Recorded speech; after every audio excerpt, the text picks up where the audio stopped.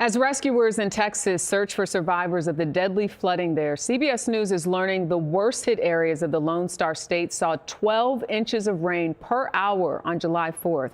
For more on why this storm was so intense and so deadly, we're joined in tonight's interview by Daniel Swain, a climate scientist at UCLA whose work really focuses on the dynamics and impacts of extreme events. So Daniel, thank you for joining us. The first question, of course, is what made this event so extreme?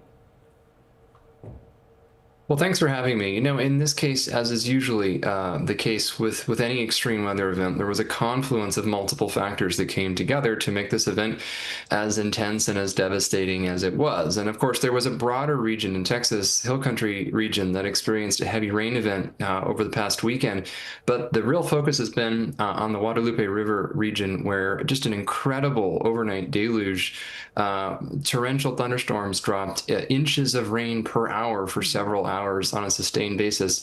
Really, the ingredients in place were an extremely moist air mass, one of the moistest air masses that we've seen in Texas at this time of year historically, combining with some residual spin in the atmosphere from a former tropical storm Barry, plus an unstable atmosphere. And unfortunately, that's a combination that led to torrential thunderstorms that just moved over and over the same regions repeatedly.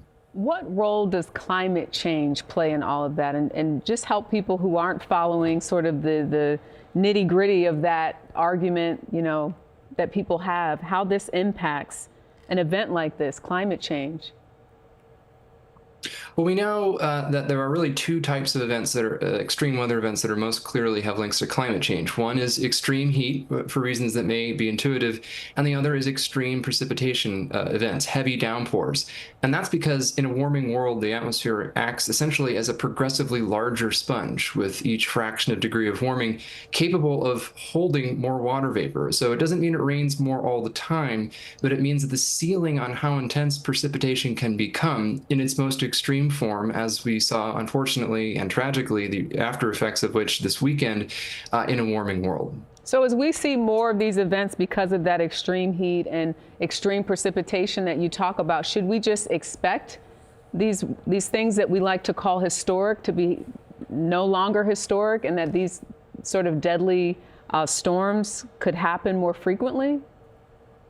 So we are already seeing in parts of the United States and in general around the world that the most extreme precipitation events, the heaviest downpours, are becoming even more intense. And extreme rain events and flash flood events that perhaps were rare historically are now happening more often. And we're also seeing events that exceed, in some cases, anything that we've seen historically.